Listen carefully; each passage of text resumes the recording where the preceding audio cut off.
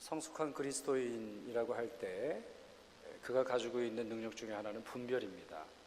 성숙하냐 성숙하지 않느냐는 분별력이 있느냐 분별력이 없느냐로 우리가 말할 수 있죠. 측정하고 구별할 수 있습니다. 분별이라고 하는 이 단어 헬라어의 원뜻을 보면 경험적 증거에 입각한 견해다 이렇게 설명하고 있습니다.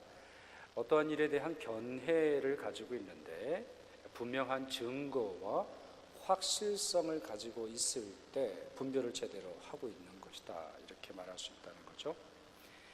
만약에 우리가 이 분별이 없을 때 영적인 분별력 아니면 지각에 대한 것 아니면 감정에 대한 것 무엇이든지 간에요, 우리가 이 분별력이 제대로 되어 있지 않을 때는 아무리 하나님께서 꿈으로 보여주시고 환상을 보여주시고 기도로 응답해 주시고 말씀을 하시고 거룩한 예배를 드린다 할지라도 참 순종하기 어렵습니다. 예를 들어 보면 고린도전서에 바울이 고린도 교회의 무분별한 행태를 지적하면서 다음과 같이 말씀하셨어요. 주의 몸을 분별하지 못하고 먹고 마시는 자는 자기의 죄를 먹고 마시는 것이니라. 거룩한 성찬의 예식을 참여하면서조차도 분별력은 어디 다른 데 갖다 놓고 온 성도들을 지적하고 있는 것이죠. 분별할 수 있어야 성찬도 의가 되고 은혜가 되고 거룩한 주의 영적인 능력이 된다 이렇게 가르쳐주고 있습니다. 히브리서를 보면 히브리서 저자가 당시 교회 지도자들 또 당시에 이 히브리서를 받는 사람들 중에 믿음이 그래도 장성한 사람들로 보여지는 사람들에게 다음과 같은 말을 하고 있습니다. 때가 오래되었으므로 너희가 마땅히 선생이 되었을 터인데, 이제 믿는 시간도 오래됐으니까 이제 예배도 많이 드리고 설교도 많이 듣고 공부도 많이 했으니까 이제는 선생이 되어야 할 텐데, 물론 어느 본문에 의하면 너희는 선생이 많이 되지 말라 이렇게 말씀하셨지만 그것은 거기서 말하는 부정적인 선생은 자기의 권위와 자기의 지위를 통해서 누군가에게 주장하려고 하는 자세를 말하는 것이고요, 히브리서에서 말하는 이 선생은 지각력을 말하는 겁니다. 오래 믿었으니까 복음에 대해서는 이제 얘기할 수 있어야 되잖아요. 그런데 너희가 마땅히 선생 되었을 터인데 너희가 다시 하나님의 말씀의 초보에 대하여 누구에게서 가르침을 받아야 할 처지니 단단한 음식은 못 먹고 젖이나 먹어야 할 자가 되었다. 도대체 이게 웬일이냐. 이제는 시간이 됐으니까 어른처럼 아주 딱딱한 교리도 아니면은 이해하기 힘든 성경의 진리도 이제 조금 이해할 만도 한데 아직 당신들 그 지경이 되지 않았습니다 라고 말합니다. 이 본문에는 좀 문맥이 있어요. 이 말을 하기 이전에 멜기세덱에 대해서 이야기합니다. 히브리서 저자가 멜기세덱에 대해서 얘기를 하면서 예수님이 어떻게 족보도 없고 아버지도 알지 못하는 신비한 계보를 이루는가 설명을 하다가 이 말씀을 하면서 결국에는 말씀이 닫히죠. 여러분, 우리가 분별력이 없는 상태에서는 하나님이 아무리 말씀을 해보셔야 이해가 안 되는 법이에요. 여러분, 기도 응답을 원하세요? 그런데 기도 응답만 원하시면 안 돼요. 분별을 원하셔야 돼요. 하나님의 기도 응답을 주셔도 그게 무슨 뜻인지 모르면 무슨 소용이 있겠어요? 하나님께서 아무리 신비한 것으로 여러분을 가르치신다 할지라도 분별이 없으면 안 되는 거예요. 히브리서 말씀 계속됩니다. 그 다음 절 이렇게 되어 있어요. 14절에 단단한 음식은 장성한 자의 것이니 그들은 지각을 사용함으로 연단을 받아 선악을 분별하는 자들이니라 라고 되어 있습니다. 그러니까 신앙이 성숙한 자는 어떤 사람이에요? 생각하는 사람이에요. 무조건 믿어서 되는 단계가 있지만 신앙이 성장하고 신앙이 견고해지기 위해서는 생각을 하셔야 돼요. 무조건 믿는 것은 아주 성도의 이 초보적 단계인데요, 어느 단계에 이르르면 물론 우리가 어떻게 모든 것을 다 알 수 있겠습니까? 하나님의 그 놀라운 신비에 대해서 모든 것을 다 알 수 있기 때문에 드리는 말씀이 아니라 모른다 할지라도 우리의 지각을 통해서 주님이 분별하게 하시는 것조차 안 하면 우리의 신앙은 어떻게 할 거예요? 단단한 그 말씀의 의미를 깨닫지 못하고 그냥 소프트한 것만 그냥 목사가 설교한 것만, 아니면 누가 짧게 뭐 몇 줄 하는 거. 요즘에 페이스북이라든가 많은 묵상집의 참 문제는 기껏해야 몇 줄 우리를 감동하게 해주고 나서 그것이 진리를 다 안 것처럼 우리를 착각하게 빠지는 경우가 있어요. 여러분, 한 권의 책 다 읽어본 적이 얼마나 되세요? 설교집이 아닌 정말 신학적인 책을 얼마나 많이 읽고 계시나요? 그것도 베스트셀러가 아니라 과거의 청교도들이라든가 우리의 영적인 스승, 2000년 역사에서 교회의 큰 스승들의 책을 얼마나 많이 읽고 계세요? 읽으셔야 돼요. 그래야 분별력이 생기는 것이고, 그래야 딱딱한 말씀조차도 맛을 아는 거예요. 만약 그렇게 하지 않을 때 그냥 젖만 먹는 그런 성도가 되는 것이죠. 따라서 우리에게 분별이 필요합니다. 지각력이 필요해요. 생각해야 돼요. 단순히 체험과 환상과 신비한 일이 아닌 그것이 무슨 뜻인지를 이해해야 돼요. 그래야 우리가 실천할 수 있게 되는 것이죠. 오늘 저는 이 사도행전 10장을 통해서 이 베드로의 모습을 좀 살펴보려고 그래요. 분별에 대한 성경의 본문이 많이 있고 또 성경의 예가 많이 있는데, 그 중에서 베드로의 모습을 살펴보면서 어떻게 분별력을 가져야 하는지, 또 무엇이 올바른 분별의 결과, 무엇이 올바른 분별의 열매인지 살펴보려고 합니다. 첫째는 지속적이고 반복적 기도예요. 지속적 반복적 기도예요. 집중 기도보다 더 탁월한 기도는 한결같은 기도예요. 40일 금식 기도하는 거 쉬운 일은 아니에요. 그러나 40년 기도의 자리를 지키는 것만 못한 법이에요. 위기가 생기고 문제가 생겨서 일주일 아니면은 정해 놓은 기간 동안 목숨을 걸고 기도하는 거 좋은 것이에요. 그러나 그러한 일이 있건 있지 않건 한결같이 매일같이 기도의 시간을 갖는 것은 더 위대한 법이에요. 누가복음 22장을 보시면 예수님께서 겟세마네 동산에서 기도를 시작하시는 장면이 나오는데요, 그 시작의 구절이 이렇습니다.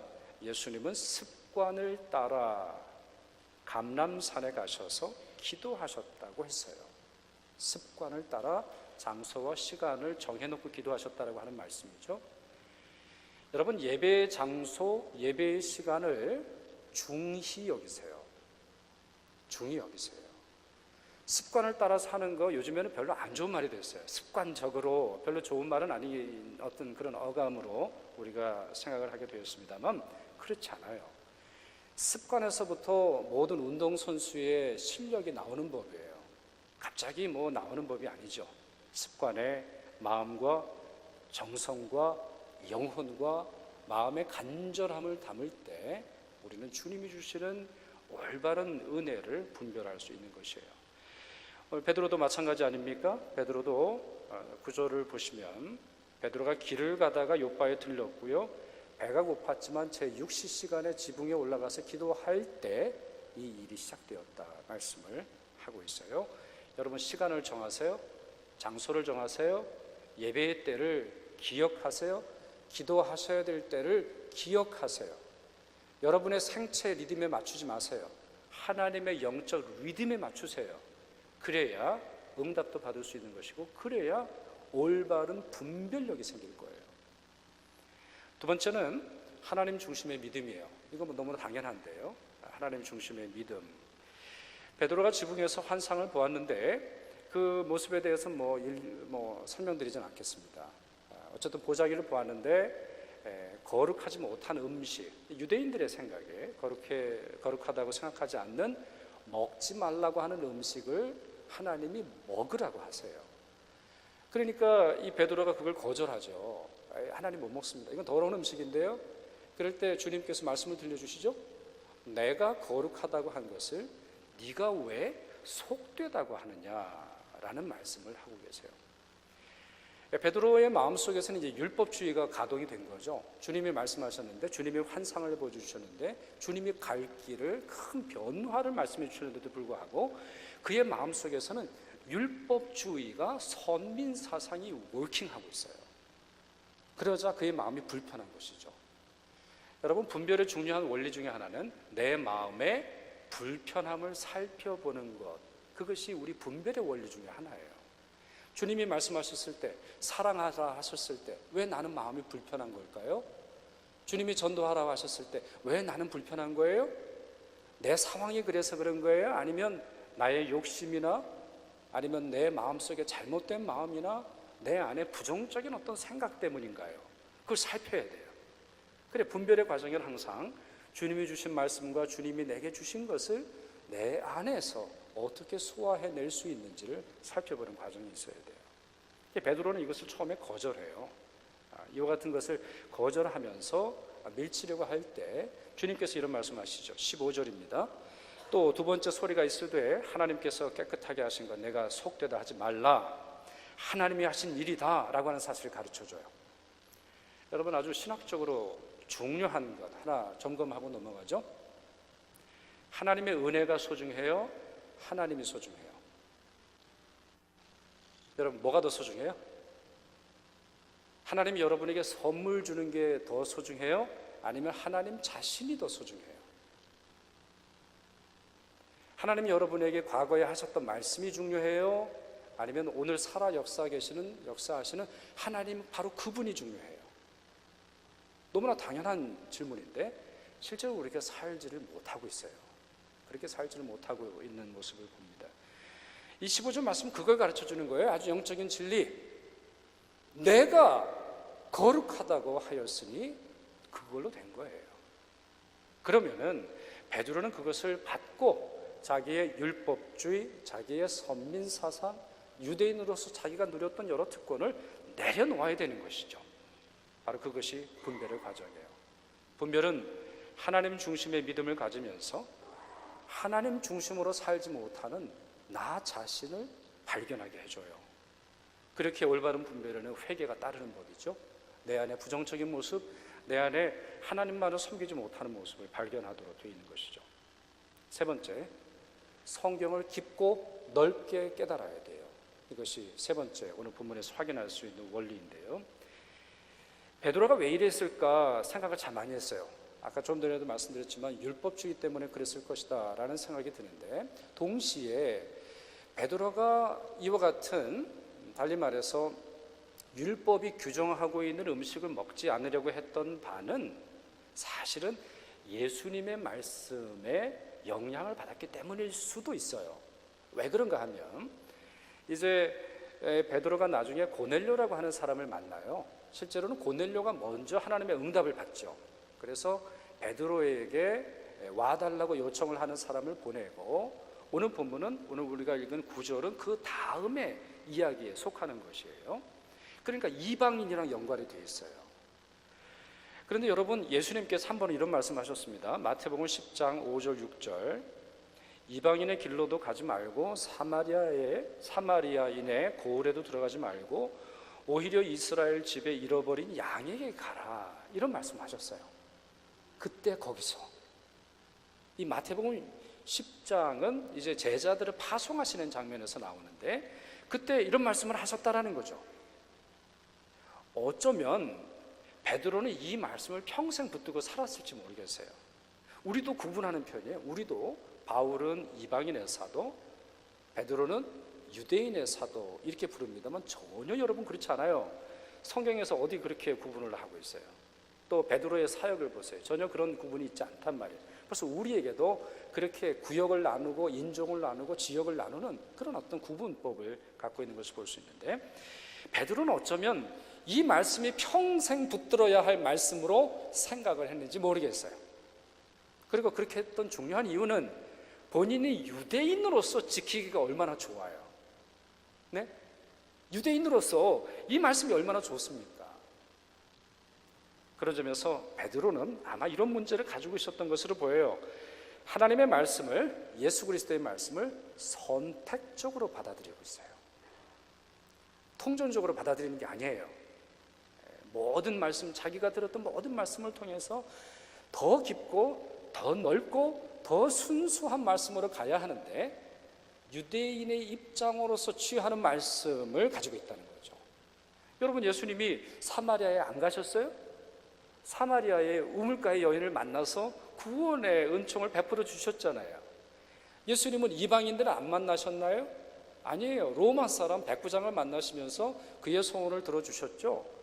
거기다가 덧붙이셔서 이스라엘에 이만한 믿음을 가진 사람을 본 적이 없다 칭찬하셨단 말이에요. 수로보니게 페네키아라고 하는 곳인데요, 이방인 지역이죠. 그곳에 가셔서 한 여인의 소원을 들어주셨단 말이에요.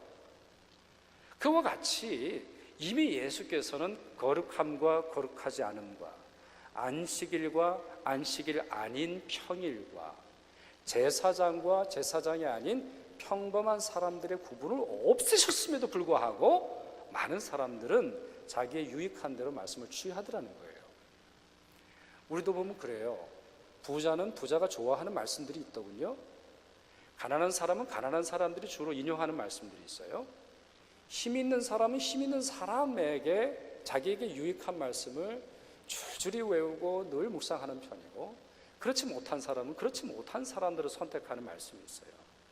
그것은 올바른 분별로 나가는 길이 아니에요.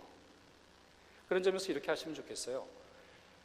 예를 들어서 남자는 남자로서 유익한 말씀뿐만 아니라 한번 여성의 입장으로서 한번 성경을 들여다보는 경험이 있는 건 좋은 것 같아요.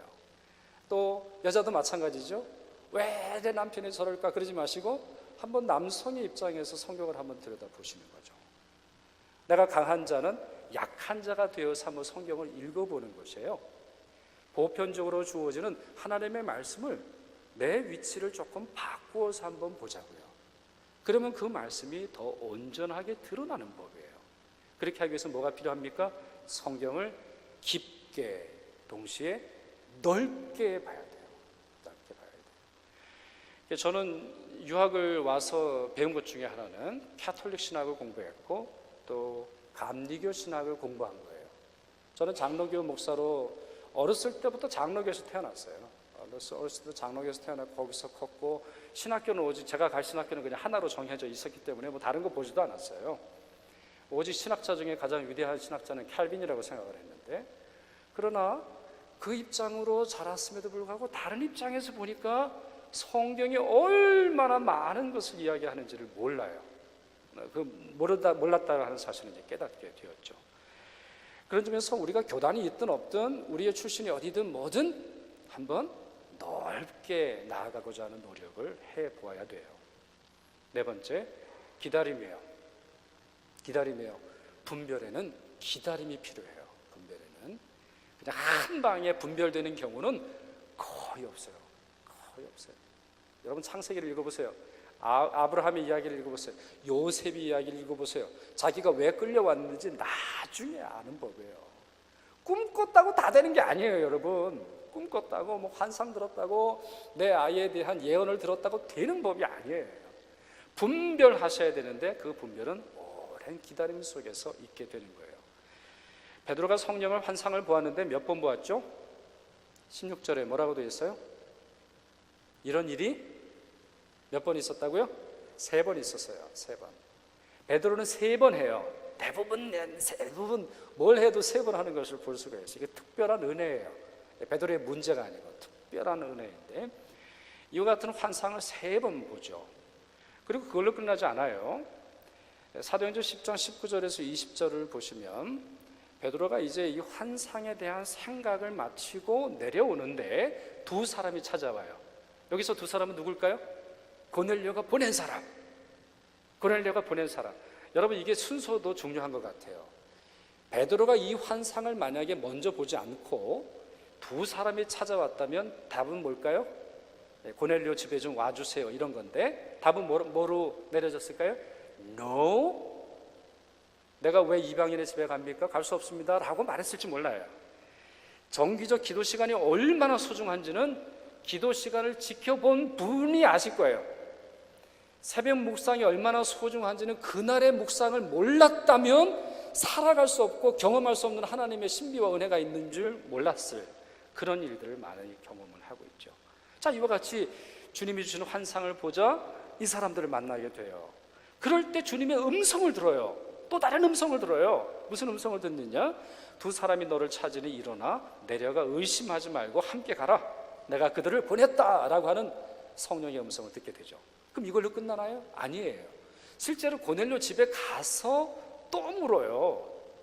내가 당신 집에 들어가는 거 위법입니다. 법을 어기는 것인데 나 왜 불렀습니까? 라고 말할 때 이제 고넬료가 자기가 들은 이 성령의 환상을 이야기해 주면서 이제 말씀을 풀어가기를 시작하고 있다는 것이죠. 한 방으로 되지 않잖아요. 한 방으로 되지 않잖아요. 환상 본 걸로 끝나지 않잖아요. 우리 같으면 난리가 났을걸요. 이 보자기 봤으면 막 전화하고 내가 말이야 환상을 보았는데 뭐 이렇게 자랑하기 바쁜데 베드로는 계속돼요. 그 말씀이 무슨 뜻인가 의아해하여 궁금한 거예요. 궁금해서 묻고 또 묻고 생각에 마음을 품었더니 주님께서 그와 같은 환상의 의미를 계속 밝혀주시죠. 여러분, 분별은 어쩌면 우리의 한 걸음 내딛는 분별일 수도 있을 것 같아요. 우리 삶의 최종 목적지를 분별하기 전에 한 걸음 한 걸음이죠. 하나님, 한 걸음 어디로 내디뎌야 합니까? 오늘 제가 어떻게 해야 됩니까? 한 달을 묻기 전에 한 걸음 한 걸음 한 시간 또 그 매 순간 결정 내려야 하는 그 모든 일 속에서 주의 분별이 필요한 법이에요. 그렇게 분별의 시점은 항상 지금 여기, 바로 여기 지금 분별이 필요한 것이죠. 지금 여기서 가장 적합하고 최고의 것이 무엇인지를 구할 때 하나님께서는 우리에게 한 걸음 한 걸음 나아가도록 분별케 해 주시는 것입니다. 다섯 번째, 지금 4개지를 넘었으니까 여러분 좀 기억 못 하실지도 모르겠는데 까먹으신 분들은 설교를 다시 들으시고요. 자, 다섯 번째는 이웃을 향한 열림이에요.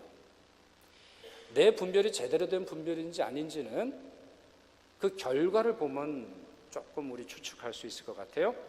존 파이퍼 목사, 제가 가끔 언급 많이 하죠. 우리가 가진 분별에 일정한 방향이 있대요. 좋은 분별을 보니까 일정한 디렉션이 있어요. 그 디렉션을 크게 2가지로 말하는데 제가 그냥 그 문장을 읽어드릴게요. 성령께서 말씀과 기도를 통하여 우리의 마음과 심령을 다듬어 주심으로써 결국 우리 마음이 하나님께 가장 영광이 되는 방향으로 그리고 이웃에게 가장 도움이 되는 방향으로 끌리도록 하십니다. 그가 이렇게 썼어요. 이것이 올바른 분별의 방향이에요. 우리의 분별이 올바르다면 하나님이 하신 일이 적합한 것이겠죠. 그럼 하나님이 무엇을 원하세요? 하나님은 하나님의 영광, 그의 이름을 찬양하는 것을 원하시며 동시에 이웃을 사랑하라 하신 것이죠. 따라서 우리의 분별의 열매는 이 2가지가 있어야 되는 것이에요. 조나단 에드워즈는 영분별의 교과서와 같은 책을 써요. 정말 중요한 책을 써요. 이분은 미국의 1차 대각성운동의 장본인이에요. 이분이 설교를 할 때, 특별히 지옥 설교를 할 때는 사람들이 귀를 막았다 그래요. 조나단 에드워즈를 향해 소리를 쳤다 그러죠. 목사님 제발 좀 그만하세요. 지옥에 대한 목사님의 설교를 듣고 너무나 두려워요. 제 마음에, 제 삶에 너무 큰 두려움이 찾아왔어요. 귀를 막았다고 하는 어떤 그런 분이고, 그 예배 가운데서, 그 설교 가운데서, 그 찬양 가운데서 수많은 사람들이 회심하고 방언을 하고 예언을 하고 신비한 일들이 벌어졌어요. 그런데 가만히 보니까 신비한 일 속에 성령이 일으키시는 역사가 있고 동시에 마귀가 일으키는 역사가 있다는 것을 발견하게 돼요. 똑같이 신비한 말을 하고 똑같이 열이 오른다거나 병이 고친다거나 아니면 신비한 일을 경험하는데 어떤 일은 분명히 마귀인 것처럼 보여져요. 그래서 3가지를 구분해내요. 이 책에서. 이 책을 읽기는 사실 쉽지는 않지만, 첫째, 확실히 마귀인 것. 둘째, 현상만 보고는 마귀인지 성령이 주신 건지 잘 모르겠는 것. 세 번째, 확실히 성령이 하신 것. 이거 3가지를 이 책에서 구분을 하고 있어요. 그러면 성령께서 하신 일이 무엇일까요? 5가지 증거가 있어요. 첫째, 성령은 예수를 높여요. 예수에 대한 신앙이 없는 성령의 역사는 가짜예요. 두 번째, 성령은 성경을 높여요. 세 번째, 성령은 우리로 하여금 성경의 진리, 즉 교리와 신학에 관심을 가지게 만들어요. 제가 몇 번 말씀드리죠. 어느 목사님이든 누구든 신학교 교수든 뭐 어떤 사람이든지 간에 교리를 업신여기고 성경이 가르치는 올바른 가르침을 무시하는 것, 성령의 목소리 아니에요. 체험을 지나치게 강조하는 거, 그거는 큰 문제가 없다고 치더라도 체험의 필요성, 체험의 분명한 은혜를 말하기 위해서 그렇게 하는 경우가 간혹 있습니다만, 만약에 교리와 올바른 신조와 교회의 전통적인 가르침을 흔들 때 성령의 음성 아닐 수 있어요. 정말 조심하세요. 대개 그분들이 이렇게 얘기하죠. 내가 신학교 가서 공부 좀 했는데, 내가 신학 박사 학위를 갖고 있는데, 웃긴 이야기들이에요. 신학 박사나 신학교 3년을 공부한 것으로 성경 전체와 신조를 평가한다고요? 그것은 2000년 교회 역사를 흔드는 일이고 매우 어리석음을 표현한 일이에요. 성령의 역사는 그렇지 않아요. 네 번째, 성령은 우리로 하여금 죄에 대한 각성과 회개를 이끌어요. 다섯 번째, 성령은 우리로 하여금 하나님을 사랑하고 또한 이웃을 사랑하게 만들어요. 이 다섯 가지의 증거가 있을 때 우리의 분별은 제대로 가고 있는 거예요. 그러나 만약 이것이 없을 때는 문제가 있는 것이죠. 베드로가 환상을 보고 계속되는 주님의 말씀을 들은 이후에 결론이 무엇이죠? 고넬료의 집에 찾아간 것이에요. 이방인의 문턱을 넘어선 것이에요. 그들도 하나님의 백성이 되어야 함을 이해하게 된 것이죠. 닫혀 있었던 복음의 물꼬를 트게 한 것이죠. 그들도 주님의 사랑을 받아야 할 대상이라고 하는 사실을 그 집에서 인정해 준 것이죠. 이것보다 더 큰 사랑이 어디 있어요? 이것보다 더 놀라운 사랑이 어디 있어요? 전도를 하기 위해서 내가 가지고 있는 가장 소중한 복음을 누구에게 아낌없이 나눠주는 것보다 더 큰 사랑이 어디 있냐고요. 따라서 분별의 열매는 사랑이요, 주님께 영광 돌리는 것이요, 전도가 되는 것이에요. 전도는 단순히 교회로 사람을 끌어오는 것이 아니라 정말 그 사람이 주님의 사랑받아야 하는 대상임을 선언하고 주께로 인도하는 소중한 활동인 것이에요. 그런 점에서 만약에 분별을 하고 또 분별을 하는데 마음은 다치고 사랑은 식고 사람들은 오히려 증오의 대상이 될 때 우리 잘못 분별하는 거예요. 제대로 가고 있는 게 아니에요. 마지막으로 여섯 번째, 공동의 분별이에요. 공동의 분별. 이 10장에 있는 내용은 한 사람의 기도응답에서 시작해요. 가이사랴라고 하는 곳에 있었던 고넬료가 주님으로부터 이 환상을 듣고 베드로를 초청하죠. 그리고 또 한 사람이 여기에 대한 리스판드를 해요. 제가 예전에 설교 중에 말씀드렸던 거 기억이 나는지 모르겠는데요. 여러분, responsibility가 책임이에요. 책임. 영어에서 responsibility라는 말이 이제 책임이에요. 그러면 왜 이게 책임일까요? 왜 responsibility가 우리말로 책임이 돼요? 그것은 하나님의 콜링에 대한 우리의 respond가 있었기 때문이에요. 우리가 respond 하지 않고 no 할 때 우리는 책임지지 않아요. 주님께서 저에게 너 목사가 되라 라고 하셨을 때 no 라고 말할 때 저는 목사로서의 책임을 지지 않죠. 그러나 내 response, 내가 리스판드 하였기 때문에 그것이 내게 responsibility가 되는 거예요. 이것이 responsibility라고 하는 단어의 큰 의미예요. 동시에 비슷한 말, 조금 이제 다른 각도에서 accountability라는 말이 있어요. 영어에는 두 가지 단어가 있어요. accountability. 왜 accountability는 책임이에요? 마지막에 accounting 한다는 말씀이에요. 내게 주님이 명령하셨으면 마지막 날에 내게 열매를 요구하실 거예요. 여러분에게 직분을 주시는 하나님께서 여러분에게 직분에 대한 열매를 요청하실 거예요. 여러분에게 자녀를 주시는 하나님께서 여러분의 자녀를 기르는 일에 대한 책임을 요청하실 거예요. 여러분들이 직업을 가지고 계시고 재능을 가지고 계시고 학위를 가지고 계시고 수많은 것을 주님으로 받으셨다면 반드시 주님은 accountability를 물으실 거예요. 이 리스판스에 대한 것, 이 고넬료가 리스판스했죠. 베드로도 리스판드했죠. 그럼 이걸로 끝나나요? 아니에요. 사도행전 10장은 이제 교회 전체의 리스판드로 확장되는 걸 볼 수 있어요. 자, 이 일이 문제가 돼요. 이 일이 문제가 돼가지고 예루살렘 교회가 발칵 뒤집히죠. 아니, 우리 교회 목사, 담임 목사 역할을 하고 있었는데, 베드로가 예루살렘 교회, 아니 우리 교회 목사님이 허락도 안 받고 이방인에 가서 복음을 전하는 일 있을 수 없다는 거예요. 그래, 큰 회의가 열리죠. 그래서 여러 디베이트도 벌어지고 여러 가지 일들을 하는데, 베드로가 여러 가지 일들을 보고하고 또 되어진 결과를 이제 말을 합니다.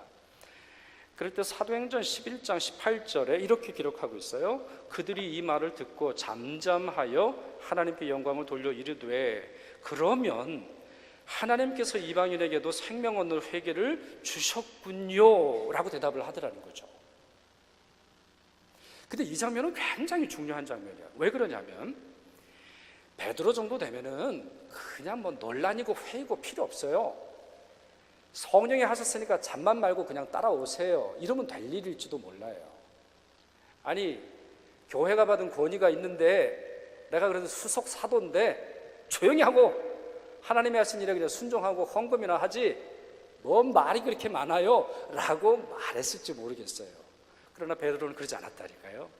주님이 하신 일을 말해 주었고 교인들이 리스폰드하게 했어요.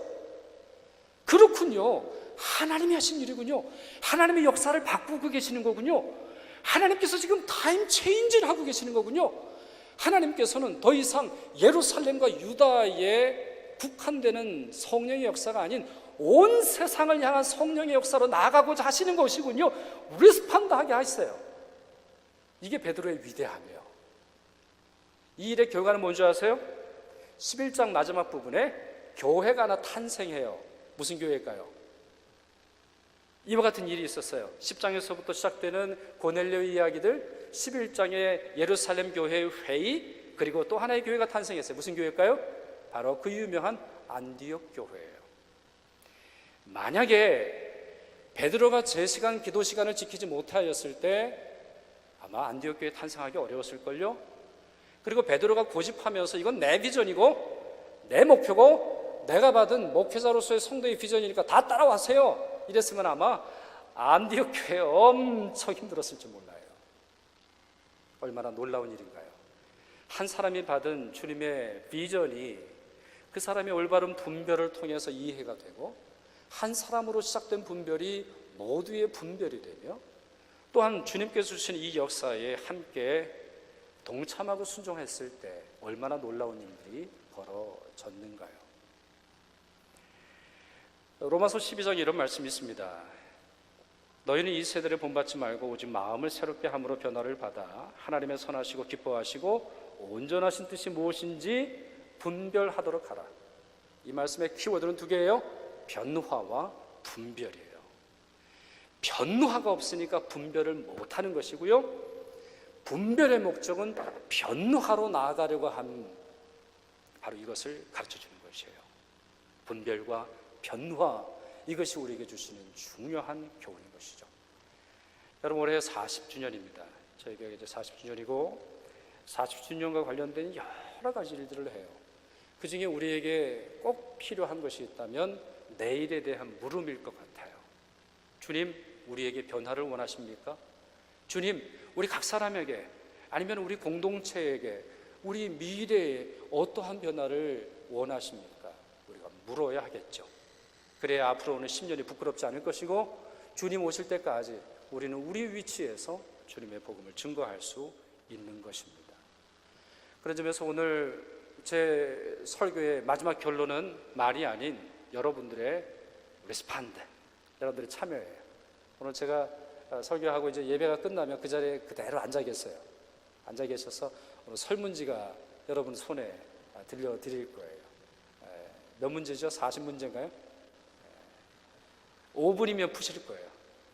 어떻게 보면 조금 이거 왜 하나 싶으시겠지만, 담임 목사 제 입장에서는 여러분이 받으신 하나님의 비전, 우리가 함께 나눌 수 있기를 바라요. 이건 투표하는 거 아닙니다, 여러분. 메조리티가 뭐야? 그걸 하는 게 아니에요. 제가 몰랐던 하나님의 음성, 당회가 혹시 들어야 하는 주님의 뜻이 무엇인지 듣고 함께 기도하고 함께 응답하고 공동의 responsibility, common responsibility를 우리가 얻고자 하는 것이에요. 그런 점에서 굉장히 중요한 시간이고요. 그것으로 말미암아 우리 교회가 나아가야 할 방향을 고민하고 이해하는 데 큰 도움이 되리라고 믿습니다. 기도하겠습니다. 하나님 감사합니다.